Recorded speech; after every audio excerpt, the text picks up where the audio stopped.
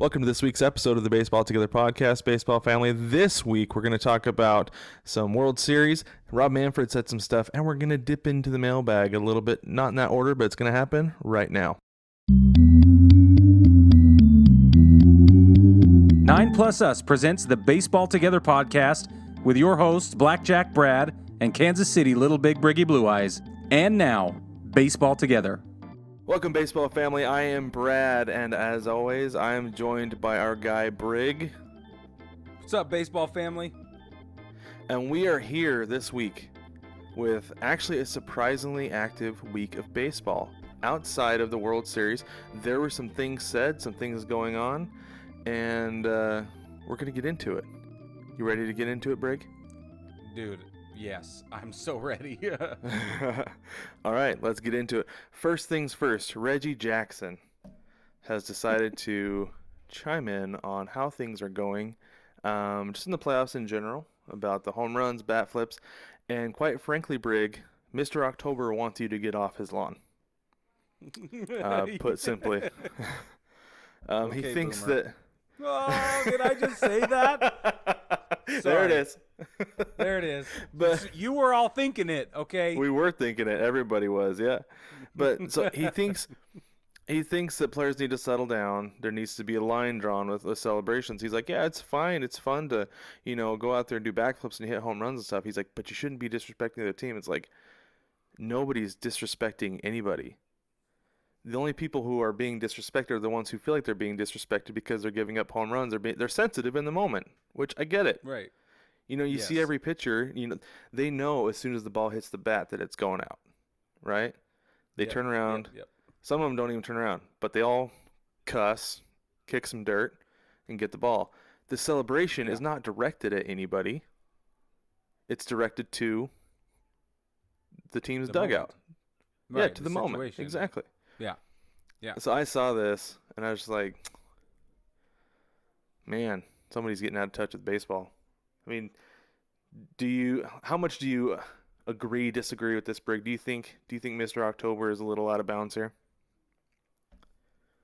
Well, I mean, I think Reggie Jackson's been a little outbalanced with a lot of competitive sides of his career for a long time. So, which is caveat is part of what made him spectacular. It's right.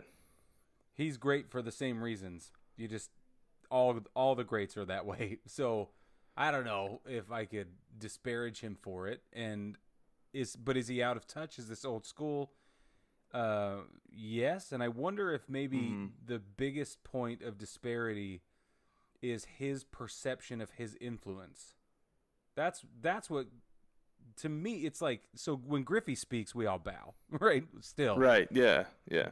But I feel like Reggie has been outside the spotlight for just long enough, and the generation that idolized him is less active, quite honestly. I mean, they're losing faith in the game, and it's indicative, through the fan base, and now some of these older players are speaking the same ways that some of that fan base is feeling, I guess is the best way to put it. So, yeah, I don't think he's off base. I think he's speaking on behalf of his constituency, if you will, his demographic. And he's the mouthpiece for a lot of people's feelings. I just think he is a disproportionate opinion of his influence right now. That's a perfect way to put it. Yeah, it's just old school meets new school. Old school doesn't like new school. Old school tells new school to settle down. Yeah, and that's just so reads the history books. yeah, exactly, right? All of them. So yes. No, yeah. I mean, I always say, and this is not me. I stole this from somebody. I don't remember who. If you're not moving forward, you're moving backwards. And if you're not moving forward with the way the game is played, you're moving backwards away from it. You're getting closer and closer to the dead ball era if you're not keeping up with the way things are going now. And nice. And you're getting more and more and more out of touch if you're not willing to change your views on the way the game is played now. Right. That we live in the social media era where I think Microsoft did a study, said that the average person has an attention span of like 7 seconds. Yeah. And if you're not doing something to catch somebody's attention during that time, baseball will die. Like, people are not going to watch it. And now, I will say this. Sunday night, I had a football game on my phone while I had the baseball game on TV on Sunday night Whoa. because my Whoa, Seahawks are Brad. playing. So that's how I'm going to do things. But Clayton Kershaw was throwing a pitch and a half to every snap during one specific drive of the Arizona Cardinals. Really?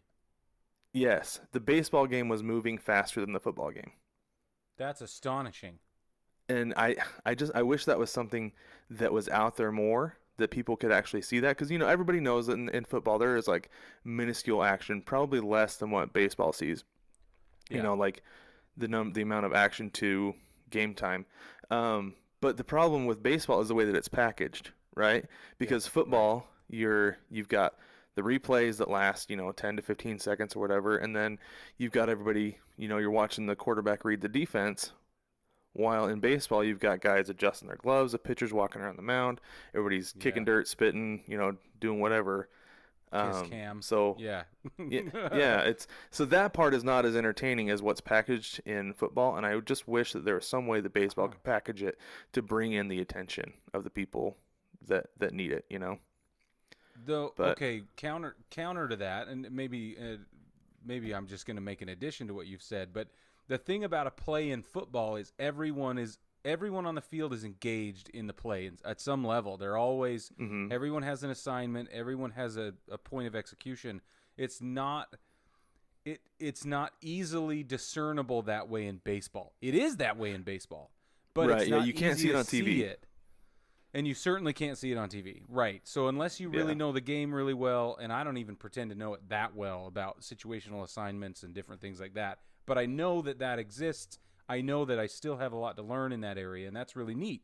So for me, knowing my ignorance, I can lean in and say, okay, who do I need to invite into my life that can teach me this? Let's go to a game together and watch.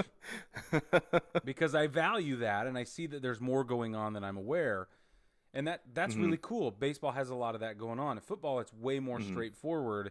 And I feel like that the entry level understanding of football is exciting. It is explosive, and it is dynamic. Because let's face it, you have 11 people facing off against 11 people doing 11 or 15 different things all at the same time. Whereas in baseball, it's much harder to grasp that. So to your point about instant replay. You get 10, 15, 20 seconds of instant replay on football when you're watching it on television. There's a lot to go through. They can pack 15 seconds of replay with a lot of different activity. They highlight, here's what the offensive tackle did, here's what the cornerbacks are doing. This is how it's orchestrated, and they zoom the camera around with that sky cam thing that's super cool they have. And then they can, John Madden was drawn on the screen and showing the strategic, stuff behind it like decades ago. There's none of that in baseball. So you're right. Yeah. There's a production issue. Yeah. Yeah, and to your point, somebody likes me, like I like to watch what's going on away from the ball just as much as I like to watch the ball when I'm at a game. Yeah. Because I'm a nerd, and and something that I was taught growing up, especially in my high school team, my coach said, if you're not moving anytime that ball is hit, doesn't matter where it's hit, you're not doing your job. Yep. There's always somebody back up. There's always somewhere for you to be. So I don't know. I watch baseball way different than most people do, and I don't know. It can be kind of annoying, but no. To your point, that I have a different view of the game than like the average fan does, because they're just watching the ball, right? Yeah. Yeah. So yeah, there needs to be some kind of production where you can see, if there's like a big play, like we're going to get into the Game 4 ending of the World Series. We're going to get into that in a little bit later, because there were a lot of things that I saw going on there that were a mess, So if they showed more of that, I feel like more people would have a deeper understanding of how things like that worked. Yeah. But yeah, exactly. Well, I think they would. I don't know. I think you're right. But that's, Anyway. Maybe we should bring that up to Rob Manfred. To Rob to figure something out with that. Listen, he's so far behind, man. He Yes. If he could find the ball If he could find the ball. You're saying that most fans watch the ball and play, and that's kind of where their attention is drawn, and rightly so. I think that's a great way to watch baseball. But if Rob Manfred could find the ball, that would be a great start. That's true. Start with the elementary part of it. But speaking of Rob Manfred, let's get into this a little bit. Manfred was talking this week about the playoffs. Okay. Now, when we had the 16 team playoff, 8 in the AL, 8 in the NL, when we had that pitched, there were a lot of people that were very upset. There were a lot of people very upset through the entire season. There have been a lot of people very upset through the course of the playoffs, right? Yeah. Mm-hmm. Well, it turns out of all the things that could be staying, 16-team playoffs is not one of them. Right. We will not be seeing a 16-team playoff again, which I'm fine with. It makes sense. Because the Astros and the Brewers should not have even been in the playoffs this year. But like I said, Rob Manfred says that will not be coming back. And the reason they did it was basically a special circumstance, specifically 4 teams who might make a second half run or even a run after the second month of the season, because we only got a 2-month season, right? Right. So it was designed specifically to give, because like the Astros started playing well in the playoffs finally. Yeah. So who knows if they had gotten some of that momentum for into June, July, August. They probably would have made the playoffs anyway. Yeah. So with the win percentage, yeah, exactly. Yeah. So I think that explanation makes sense. It would have been really nice if he'd given that explanation back in like July, or March or August. So I don't know. Like the explanation makes sense. It's fine, but like I said, I feel like it would have saved a lot of fans a lot of frustration. Yeah. If that had been like this is why we're doing this right now. Yeah. I don't know. Full transparency. It's just so weird. Yeah, exactly right. Amazing. And that's one of the problems I feel like we get with Rob Manfred in baseball is there isn't much transparency. We don't know what's going on. Well, and I think that's what Trevor Bauer is really at his core very upset about, is that baseball isn't communicating very well with its people. Mm-hmm.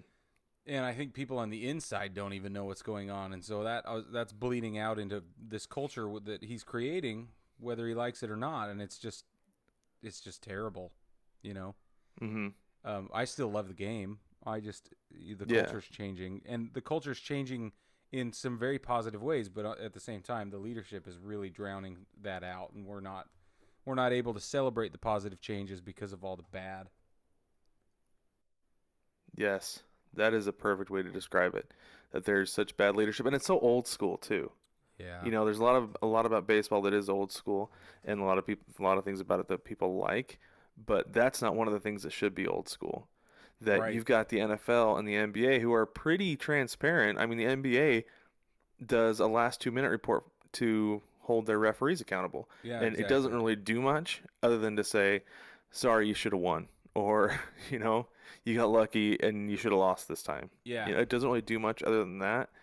But at the same time, like, there is extreme transparency there by holding the officials accountable. There's none of that in Major League Baseball. In fact, for a long time, they weren't even allowed to show replays, like especially in the stadium of a close play. Yep. Because it might show that the umpire was wrong. And I don't know, if baseball could figure it out, then I think it would do really well. Do really well. Yeah. Oh, of course it would. Of course it would. Yeah, they really missed the mark here this season. It's I think it solidified some things in people's minds, and I hate to be negative Nancy about this on the show because that's not what we're all about, but I feel like we have a responsibility to speak truth, and whether or not this is our overwhelming opinion or if we're just speaking on behalf of some other demographic, that because that exists. And we try to do that, but at the same time, like we just have to acknowledge what is happening. And that there's value there for me. So, yeah. Sorry for being a downer. Definitely. Let's move on and talk about freaking Rob Manfred. Let's take it one step further down. talk about debt. We are gonna make this. I don't this want to talk. Bummer. I don't want to talk too much about this. But Manfred did say the MLB is dealing with historic debt of $3.1 billion. So, yeah. and that was just from playing the season. So I read this article. This is on the Score. It said the league lost $3.1 billion during the shortened season. So they did bring in $3 billion, but they spent 6.1. Okay. So, and this is the other thing too, real quick. In 2019, they brought in $10.7 billion. I feel like somebody's having a hard time balancing the ledger there, because you should have known we're gonna have about a third of a season. Maybe we should go down to about a third of the spending, so we can compensate for that. Yeah. And they're doing creative things with advertising. On the back of the mound they have a little logo of companies. You see Campers World, MasterCard, things like that on the back of the mound. That's just like superimposed on there. But and it's pretty low key. I mean, honestly, it could be way, way worse, and yes, it could be better. Like it could be less overt, but it could be worse. So it's not so bad. And I don't really have a problem with it, just because, like you said, it's pretty low key. It's not a big deal. It's not a part that I'm really looking at anyway. Right. But like I just feel like the accountants probably could have done a better job, planning for a shortened season. What were you expecting? There were no fans in the stands. Yeah. Yes, you're bringing in extra ad revenue because you're selling banners in the seats. And you're getting a little bit more creative with ad placement, like we talked about. But at the same time, like let's plan ahead. Yeah. Like we're going to be losing money in these places. We're making up for it here, but it's obviously not going to be as much. Let's cut back on spending a little bit. I don't know. Yeah. It doesn't make sense to me. So somebody was so bad at math. Yeah, right. You know what kills me, though? That feels to me like that's about what they spent probably last year if they brought in 10.7 billion. Yeah, they spent 6. Yeah, they probably spent close to 6, maybe a little bit more last year. Yeah. So what were they doing in a 60-game season? Right. Spending the same amount. Yeah, exactly. Yeah. So it doesn't make any sense to me. So here's the last thing I'll say about this is, in any other job, this will get you fired. Mm-hmm. Oh yeah. Pretty quick. This might be a really great situation. I mean, it's short-term kind of challenging, obviously, but long-term, this might be one more notch in the belt of let's get rid of Rob Manfred. So, I don't know, just bringing it back up. Could be pretty cool. And how about this? I got one more little thing for you on this. All right. So they're in the whole $3.1 billion. I mean, what better opportunity for expansion? Hey, there you go. I mean, you need money, and you need it fast. And you need I'm looking up right now. Bases. Yep, you need more people in the stands. You need more people in the stands. You need more owners putting into the pot. And Magic Johnson's group bought the Dodgers for $2 billion, and that was in what? That was in 2012. Yeah, it wasn't that long ago. So a lot of teams are going to be valued $1.5 billion. That's really low. I mean, it probably is, but I'm thinking for an expansion team, if you have an expansion team that's valued at 1.5 billion, you're cutting pretty close there. Yeah, exactly. So that's a great thought. Maybe we need expansion. Bring in 2 teams, and you're just about cutting even. That's pretty good, man. So just balancing your books for you, Rob. That's all. On the fly, check out the big brain on Brad. He did it again.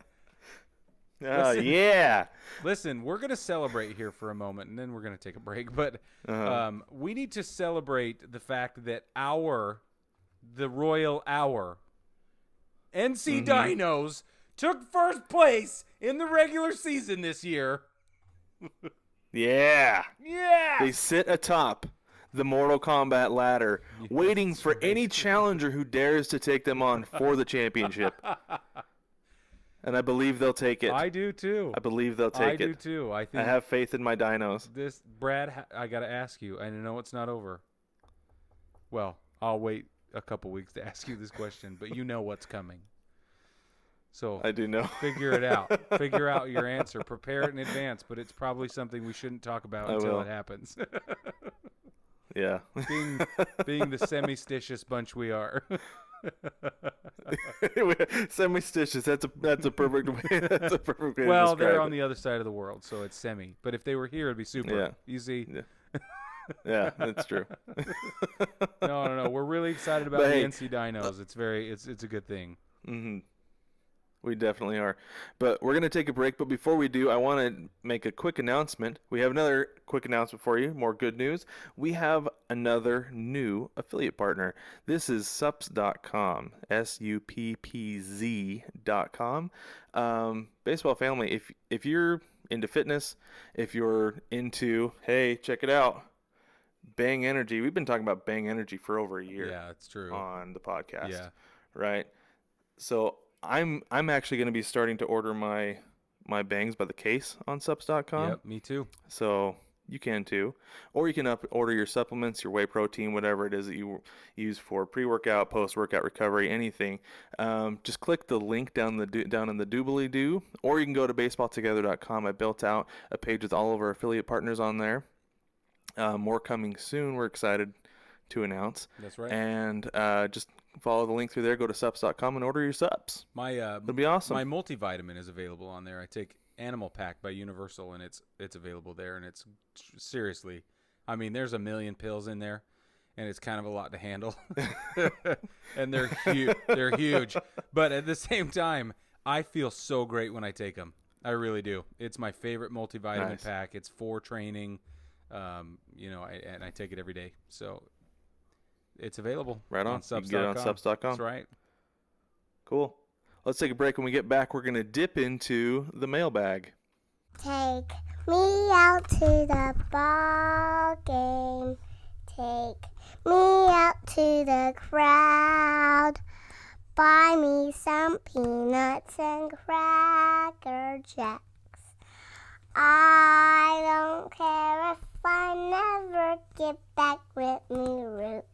Root for the home team. If they don't win, it's a shame. For it's 1, 2, 3 strikes, you're out at the old ball game. Shop kids' baseball shirts at 9pluss.com.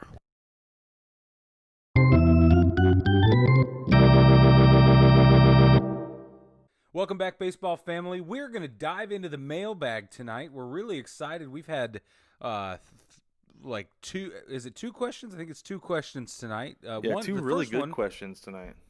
They are really good questions, and they actually, a couple of them caused me some real brain trouble. So we're gonna get into it.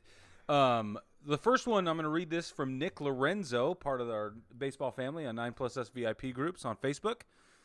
He asks, does this record, now he's speaking about Randy Arosarena's 9 homers in a single postseason, that record, but we're going to expand upon that. Does the record deserve an asterisk?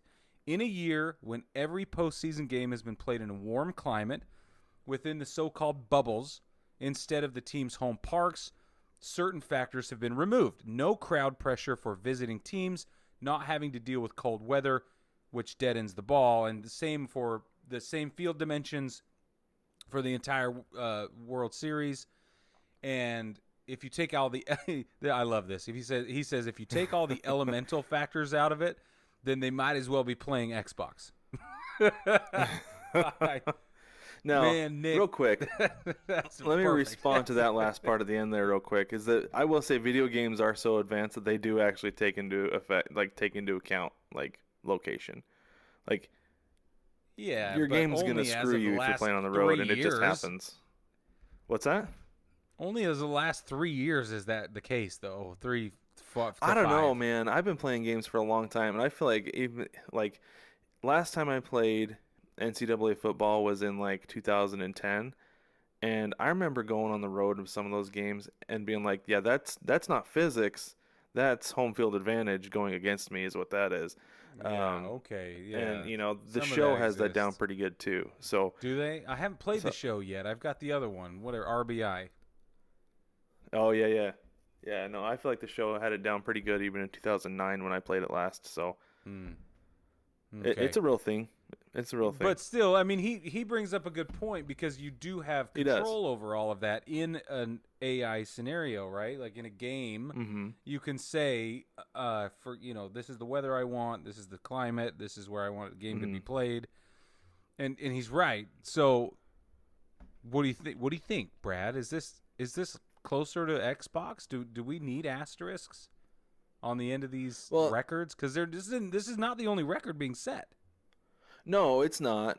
And I mean, because last night in Game 5 he set the record for most hits in a postseason, and there are more to come because he's got at least one more game, and Yeah, I don't think he's exactly. going to go over because he doesn't.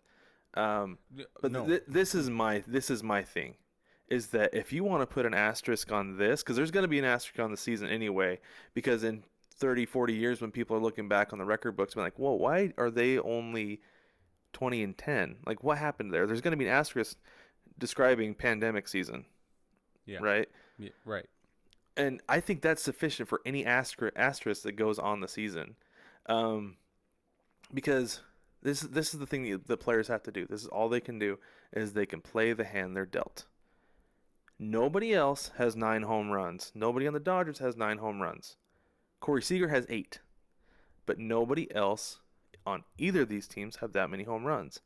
So yes, Right. he set a record playing more games in more controlled environments. But I mean, the Rays, they'd be playing in warm climates anyway the whole time. They played the Astros. I don't even remember who they played the first 2 rounds, but they played the Yankees, right? Yeah. So I think so. so there would have been a little bit colder weather games there in New York. What's that? I said I don't even want to talk about it. But there would have been a little bit colder weather games there than there was in California, in Southern California. So I'll go with that. But generally speaking, I feel like the Rays are playing teams where they would have been playing in warmer climates anyway. Mm-hmm. And I don't think it would have affected it that much. But that being said, too, pitchers are throwing harder in warmer weather. They are, and Arm stays warmer longer. That's right. Ball flies a little bit better out of your hand, even. Yeah, Sorry, more go break. ahead. I keep cutting you off. No, you're right. We're saying the same things. Yeah, I'm sorry. Okay, sorry, but no, I don't think there should be any asterisk attached to it, because like I said, everybody's playing in the exact same circumstances. Nobody's done the same thing, and you have to play the cards you're dealt. Because if we're gonna asterisk this, then Babe Ruth hit. I mean, we can go back to this. He hit 60 home runs in a season that was 150. I've got it right here. 154. 154 game season. Yeah. And then Roger Maris goes and hits 61 in a 162 game season. Right. So he's got 8 more games to hit 1 more home run, and he did it. So you would have to put an asterisk next to that 61 as well.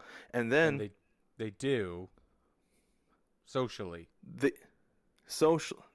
And see, that's the thing, is like, if you're going to put an asterisk on it socially, there's so many more, because yes, the Astros have an asterisk next to their 2017 for cheating. I feel like that's more deserving an asterisk than this postseason. Oh yeah, please. So I don't know. I get where he's coming from with it, but I don't feel like there should be. Right? Okay. What say you?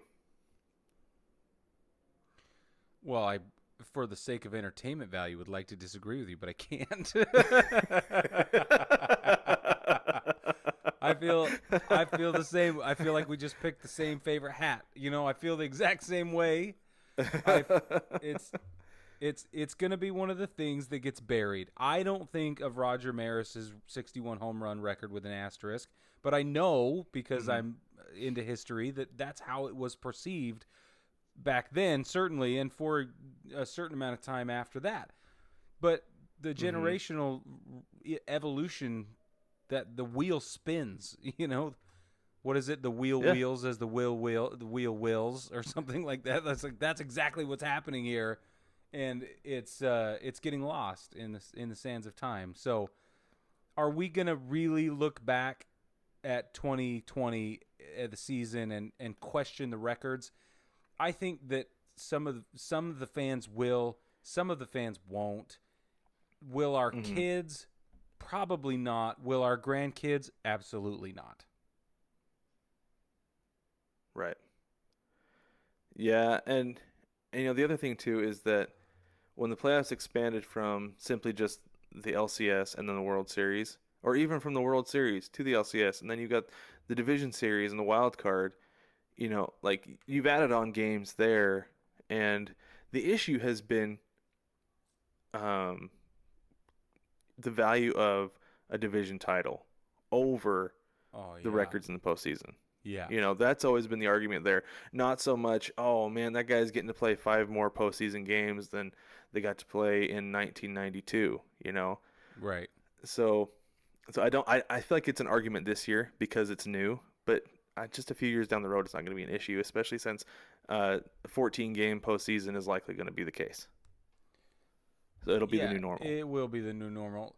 So, okay, you bring up a really good question, not part of the mailbag question, but do you think, Brad, that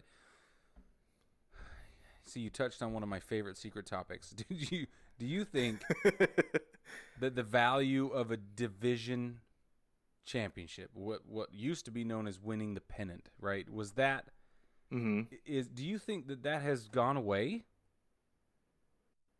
I don't think it has, and I don't think it will. Because especially with expanded playoffs going forward, there's going to be value with winning your division because you're going to get home field in that first round or a bye. Like there is something to be said with just getting in. The Nats just got in last year. That's all they had to do. They just had to get in, and they went on and won it all. Yeah.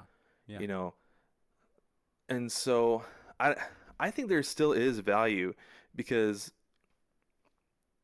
you're not questioning seeding, because if they give those division winners a top 3 seed automatically, then you're good, right? So I don't know. I've always felt like there's value in winning a division. As a Mariners fan, I'm just like, just get in. I don't even care if you get swept. Just get in. That's all I care about. It could be a wild card. It could be a division title, but I don't know. And it feels like where you're at, as a Yankees fan, you don't want to get in as a wild card. You want to get in as a division winner. Yeah, absolutely. Right? Yeah, so okay. But I feel like there's still value to it. We're speaking about two different things here, and this is where I find it really interesting. You're coming at it from a practical perspective. You're saying get into the playoffs, new breath, new life, magic happens, you never know. And that's exactly right. You're not wrong. But what I'm viewing it as all the flags on the flagpole, right? Like the pride, the culture, the emphasis on the what used to be a pennant race.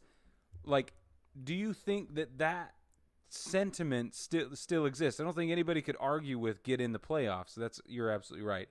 But I want to talk more. What do you think? Do you think that there's that's the fans or the teams or whatever? Do you think they value the pennant, the flag? The pride? I think they do, just because, like, if you've ever been to a major league game and your team has 1 or 2 or 3 or 50, whoever your team is, it's cool seeing it. Like at T-Mobile, they have them hanging from the retractable roof. Yeah. Or or something just below. I don't remember exactly where it's placed, but they're out in right field above the stands. You can see them, and it's cool to see because I can remember every single one of them. I can look up at those banners and say, yeah, I remember the 95 season. That was crazy. I remember the 97 season. Griffey won the MVP. I remember 2000, 2001, and that's all of them. Right. Right. Yes. I remember every one of them. getting to see him is really cool. So I as far as that goes, yeah. As a fan, I definitely want my team to win the division because you want to be able to see those there. Yeah. Interesting. See, I've always thought that since somewhere in the 90s, and I don't know what happened, but since the 90s, I think that the pennant thing has really died socially. Well, I mean, it was after the strike in '94. They realigned the divisions. Yeah. And they went to, instead of just East and West, they went to East, West, Central, and then they had to bring in the wild card, and that's where. Well, and I think that's what did it. That's where that sentiment may have died. Yeah, and I think that's what did it. Which, let's go ahead and bring it back around before we get into the next question. If we go to two expansion teams, we could realign everything and go back to just a straight pennant race, and that would be magical. It would take a few years to recultivate that tradition, but if it's produced right, if it's packaged well, we could get back to that idea, and then there would be some skin in the game. The way I think about it now is that the division championship, the what do you call it? The league championship, what do you call it? And then all of those are wild card games. Everything. They're stepping stones. They're not achievements in and of themselves. The players feel that way, but the fans are like, "Oh, good, finally, let's move on." Right? Like you made it past the next thing. It was a hurdle you cleared, but I don't think, and maybe it's society as here we go waxing philosophical, but maybe it's our society that we just don't take the time to sit and celebrate the wins. I know I have a hard time with that, but it just doesn't feel as exciting as it should and as it used to. That's all. Okay. I'm done. Well, how about this? I think you just came up with another episode. If and when they do announce expansion, what would the playoffs look like? Because you can go 4 division winners. Yep. You still got the division series, championship series. And do you expand from there just to water it down a little bit? I don't know. What? So I think we've got ourselves another episode with that because that's a whole new can of worms. Well, I want to know what this baseball family of ours feels moving forward, and then that will help us build that topic because you're right. That's really cool. But what do you think, baseball family? Do you think that Randy or Rosarina's record is going to need an asterisk? Do you think it deserves one in the record books? And do you think that the next question, that have you lost your sense of pride in your pennant races or division championships? I don't know. I'm just curious. All right. Me too. Next question. Do we have time? All right, so I got this one. We have time, right? This was actually texted to me today. Yeah, we got plenty of time. Right. This was texted to me by a friend of mine, Greg Curtis. He said, if the Dodgers win, does that change Clayton Kershaw's legacy? As in, he's been pretty bad in the playoffs. Do you think him finally winning one gets everyone off his back? What do you think, Brig? Yes and no. I think it's a scale. I think some fans will always remember how bad he was, and then we'll all say, "Oh man, we're so grateful he pulled it together." I think that most fans will just leave him alone from now on, honestly, because his curveball's so hot right now, and that's been the problem. Like, where's your curveball, man?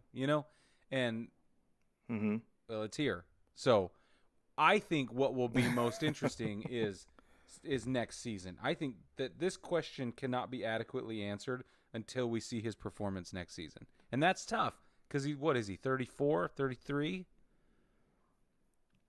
I want to say he's 33. I think so. Let me double check that for you. Yeah, so we're going to get into kind of a sticky situation with his capabilities next season anyway. I don't think he's going to retire, but I think that we're going to have a diminished Clayton Kershaw for next season anyway. And maybe we wouldn't. Well, maybe not, because we have a very different scenario this season, and his arm might have some new life next season that he wouldn't have if he'd gone a 162 season and then all this far into the postseason. So I don't know. I don't have the trigonometry to figure that out in my brain.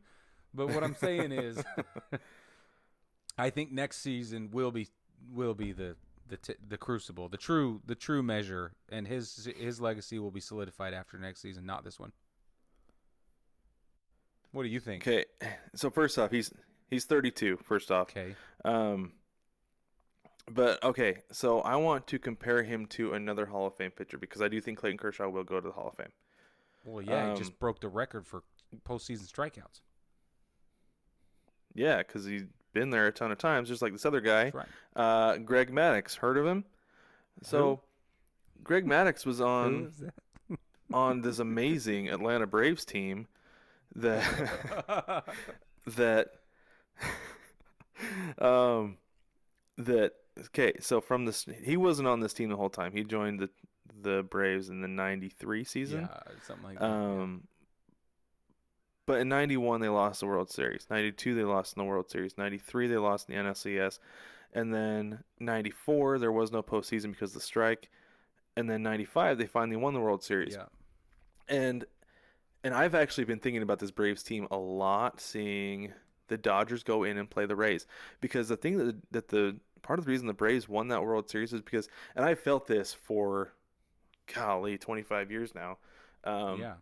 I felt like the Braves went into that World Series and they were by far the better team. That the Indians were way overmatched, way in over their head, ended up going 6 games just because sweeping in a World Series is tough. Oh, yeah. But no, I felt like I was like, this is the year the Braves finally get it because the Indians are not going to beat that team. And they didn't. The Braves ended up winning. And then the next year they lost the World Series to the Yankees. Yep. And then, they lost another World Series before, and it looks like in 1999. Yep. But they were contending every single year until 2005. Right. And So- 2001 was the kind of the last hurrah, and then it went downhill, right? Yeah, they lost the NLCS to the Marlins, and then they were NLDS after Yeah. that. And then in 2006 they didn't make the playoffs at Right. all. But that team feels a lot to me, at least at this point, like the Dodgers. Shall we compare? Oh, okay. I hadn't thought about it this way. So the Dodgers, they went to the World Series in 2017, lost to cheaters.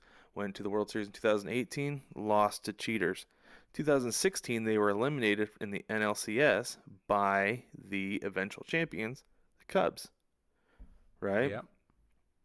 So, to me, and then even 2015, let's see. They lost to the Mets in the NLDS. Yep. Okay, and then 14 made the playoffs. 13 lost in the NLCS to the Cardinals. It goes on. Like, this is a team that's been making the playoffs for a long time, and they are due to win a World Series. And I feel like the Dodgers are just the Rays are overmatched. They're in over their heads against this team. And the Dodgers are finally going to get it this year. This is the year they're going to get it. And Clayton Kershaw is pitching the postseason of his life. True. Let me finally get to my point. Clayton Kershaw is pitching the postseason of his life. He could go down as one of the greatest regular season pitchers who struggled in the postseason, much like Greg Maddux, but that will only tarnish his legacy a tiny bit. And the fact that he's pitching the way he is right now will help that. It will be in his favor. Be like, well, yeah, but he's part of the reason they won that 2020 World Series despite everything. Yeah. So I feel like this will actually help him.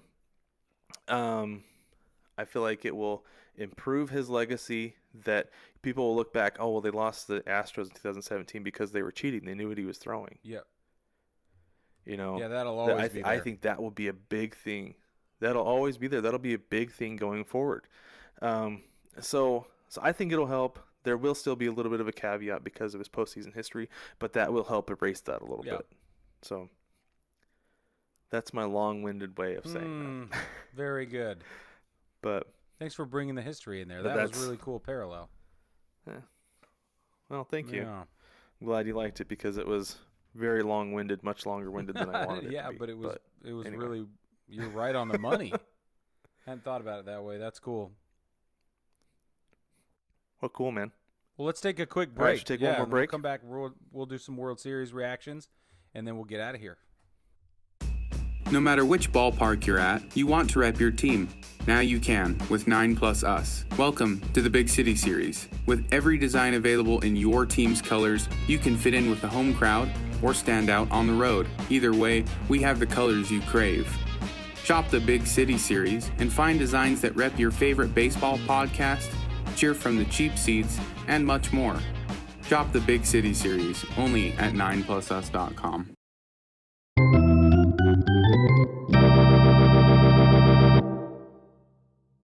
Welcome back, baseball family. Let's finish things off here. We're going to have some reaction to the World Series, and it's been a heck of a series. As of right now, it is Monday night, October 26th. The Dodgers are up 3-2. Now, you're going to be listening to this probably, obviously at the earliest on Tuesday the 27th. Tonight is Game 6 for you. We'll get into predictions. I mean, we had our predictions already, and honestly, the only reason I want the Dodgers to win in Game 6 is because I said the Dodgers would win in 6. Legitimately the only reason. You did say that. That's the only reason. Yeah, you did say that. Yeah. I wanted to go still 7 upset games at you just for the sake of more baseball. Yeah, that's why. Because the series has been I awesome. do too. Like, Yeah. let's get into Game 4 real quick here, Brig. And by real quick I mean let's talk about it, because that was the craziest ending to just about any sporting event I have ever seen in my entire life. It was wild. Okay, for those of you who don't know, bottom of the 9th inning, Rays are down. Let's see, what was the final score of that game? Down 1 with runners on 1, yeah. Runners on first and second. The score was 7-6. And then so the Dodgers have Kenley Jansen in there to close it out. He got 2 of his 3 outs that he needed to get. And then you've got what can't I think of his name? Brett Phillips coming in, and he was put in as a pinch runner earlier for G-Man Choi. Yeah, that's right. Which makes sense, because as flexible and bendy as that guy is, he's not a runner. Listen, G-Man is a lot of things. He is, though, and that's one of the reasons I love him. He came up through the Yankees farm system. Did he? Yeah, he came up through the Yankees farm system. Yeah, and a couple of years ago when they did that next man up thing at first base, when Greg Bird went out, he was one of the guys that came in the rotation, and I was like, hey, I like this guy. Yeah, I like him a lot. Hard. He brings a lot of things defensively that many guys do not bring. And dare I say, I agree. And dare I say, Max Muncy will not be bringing ever to the Dodgers. So there's that. No, it's just exactly. And I love Max. It's just different, though. Yeah, it's very different. Yeah, G-Man plays with a level of excitement that is just crazy awesome. Like, he's passionate, and it comes through, and I love it. Yeah. Anyway. So you had Brett Phillips up with runners on first and second, and he hit kind of a little blooper into right center field. And Chris Taylor, for some reason, like I said, I've said before 1,000 times probably, that I watch games on mute. So I don't know exactly why Chris Taylor is playing center field rather than Cody Bellinger, because that's not his natural position. Chris Taylor is typically in left field. Right. And so seeing him come up on that ball, it's kind of like, because the ball comes at you differently in center field off the bat of a left-handed batter than it does in left field. Like, very, very different. So yeah, for sure. So he was coming in, and really what it was, I think what happened is he took his eye off at the last second. It kind of hit up on the heel of his glove, and he booted it a little bit to the left.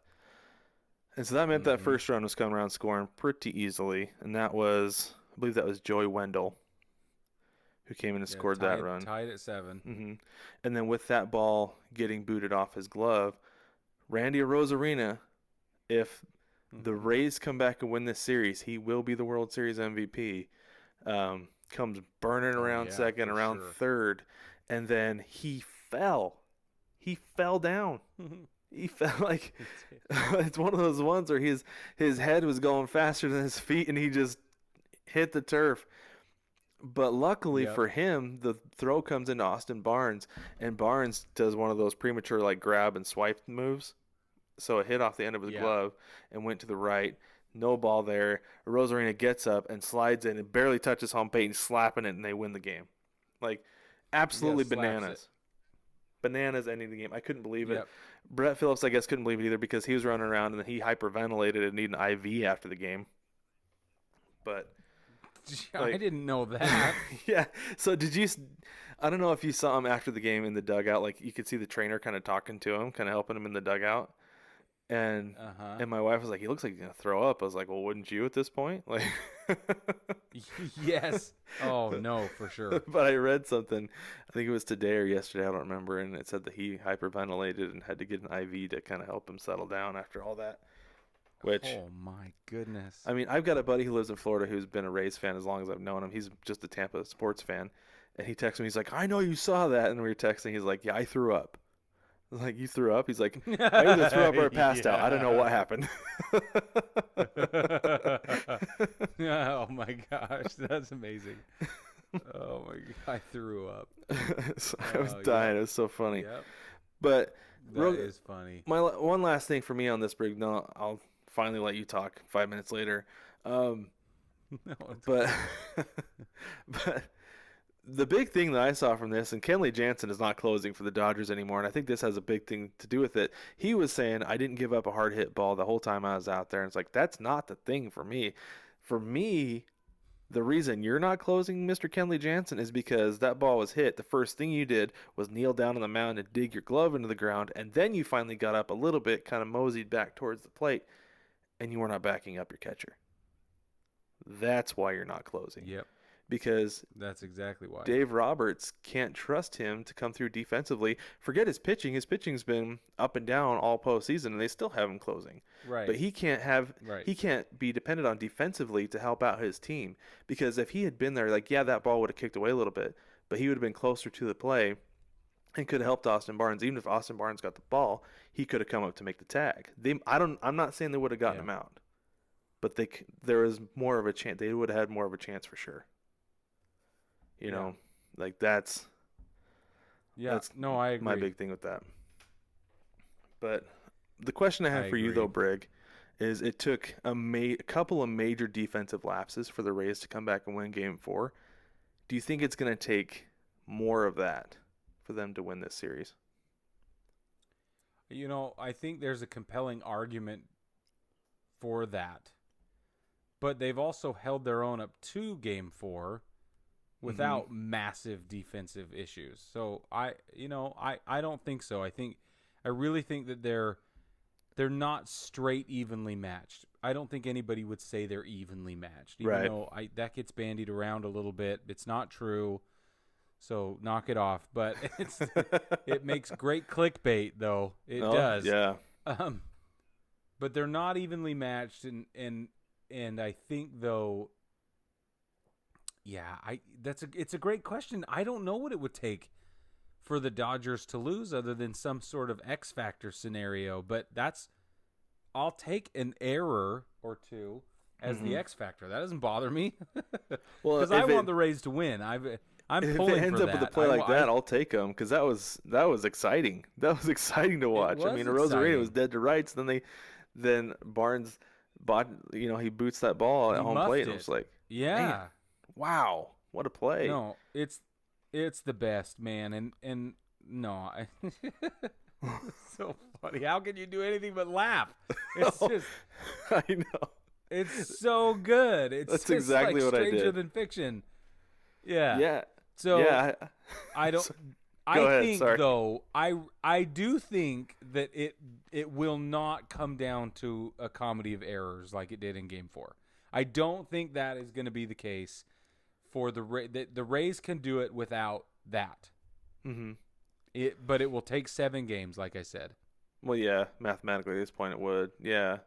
Hey, listen, I said it before it was mathematical, okay? Let me have this. No. But no, I think that they have what it takes. I would like to get into that just a little bit more, kind of logistics of going Game 6 and Game 7 in just a minute. But I want to talk Game 5 first. Okay. We talked about Clayton Kershaw, how well he did. I mean, he came in, he was lights out in Game 5. He did an amazing job. He was. Oh yeah. He's so hot right now, that Clayton Kershaw. But it came out because we saw the exchange up on the mound. You know, it looked like a pretty heated conversation with Dave Roberts and the entire infield and Kershaw when he was coming out of the game. Right? Yeah. He obviously didn't want to come out. He had 2 outs in the inning, and then Max Muncy later said that they all wanted him to stay in longer, that they didn't want him to take him out. Brig, I want to ask you, do you think Dave Roberts was right taking Clayton Kershaw out in that situation?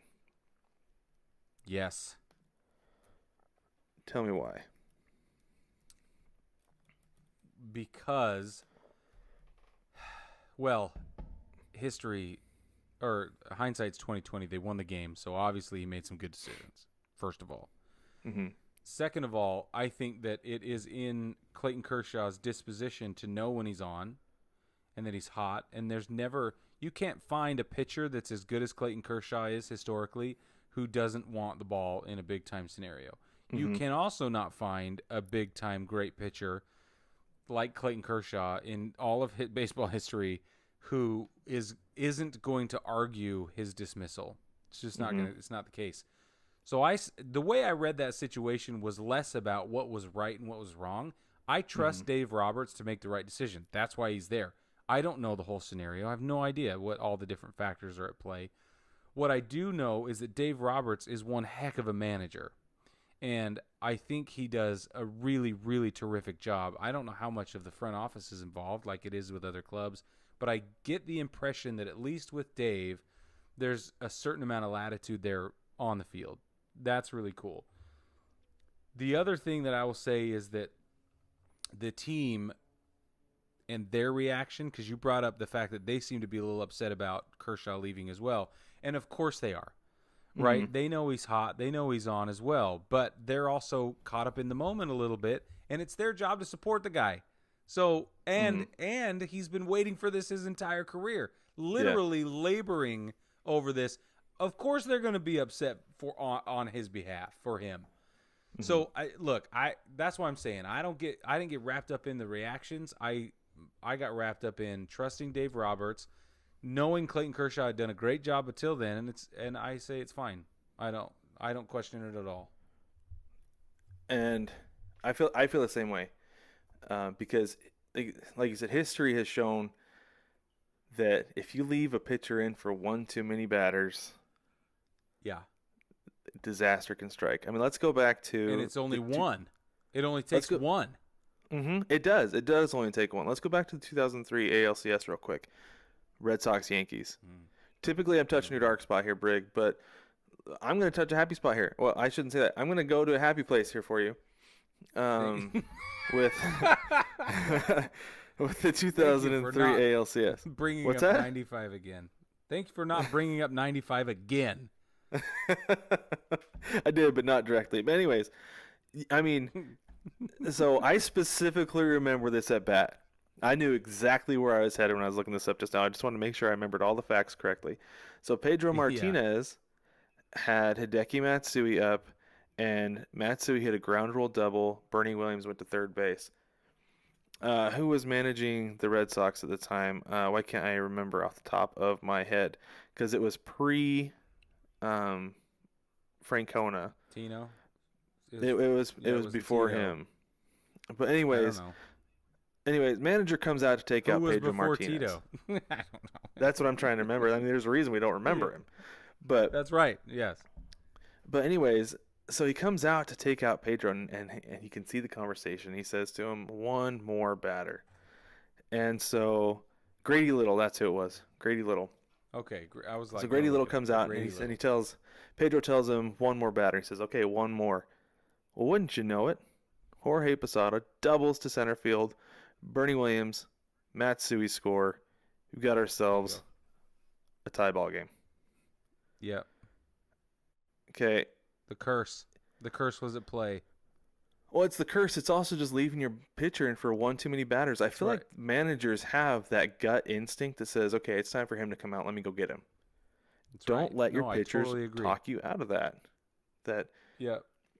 You know when he's done. You can see he's a competitor. Like you said, he is a world-class competitor. He doesn't know when it's time for him to be done typically, especially if he's dealing. It's his job to be resilient. Yeah. Yes, it's his job to want to be out there, regardless of the circumstances, regardless of his failures and his successes. He should want to come out there, overcome the failures, continue with the successes. He should want to be out there, and that's what you want. If you have a guy who says, "Yeah, coach, I gotta skip, take me out. I mean, I got 2 guys on. We got a 2-run lead. I don't feel like I can get out of this jam." Like, yeah, no, go hit the showers and don't come back because we don't want you. Like, Yeah, you should want a exactly. guy who stays in, but you've got to have the intestinal fortitude to take him out, and that's what I saw from Dave Roberts. I thought it was awesome. Yep. That was really good. I agree. I 100%. liked it a lot. So Yep. I do. I do too. cool. So I thought you might agree with me based on history, but I just wanted to make sure. Yes. Yes, I do. Thank you for going to a happy place. That was kind of you. I figure I go to the dark place enough that I should appease you with the happy place. You at least allude to it almost every episode. That's true. So funny. I do. But so you did okay. it earlier tonight, by the way. I know. I did. Yeah, I did. Okay, All so right, we all right, have okay. we have Game 6. Like I said, Tuesday night tonight for some of you, or Yeah. maybe it was last night or last week for whoever. I don't know. But we've got Blake Yeah. Snell going up against Tony Gonsolin. Quite honestly, I think we're gonna see a Game 7. I do. Yeah, I'm glad it's Blake Snell because Glasnow's getting ripped up a little bit, and it's kind man. of shocking, but I need it to be Blake Snell. Yeah, I think Glasnow they left in just a little bit too long. Yep, And perfect example. yeah, that somebody if he's having that much trouble locating, you've got to get him out of there because once he does start locating, they're going to hit him. But yeah, Glasnow should have come out sooner. But Blake Snell was amazing in Game 2. Did a great job. He's coming out, and I think the Rays are going to take that one. So then Brig, Game 7, though, the Dodgers, I'm assuming it's going to be Walker Buehler. It's got to be, right? Yeah. Even if it's a short stint, yeah, absolutely. Yeah, I just don't see any way the Rays get to him because he's untouchable right now. Absolutely untouchable. So honestly, given those matchups, like the Rays might take Game 6, but I don't see the Dodgers losing Game 7. I think the Dodgers are going to take this regardless of how long it goes.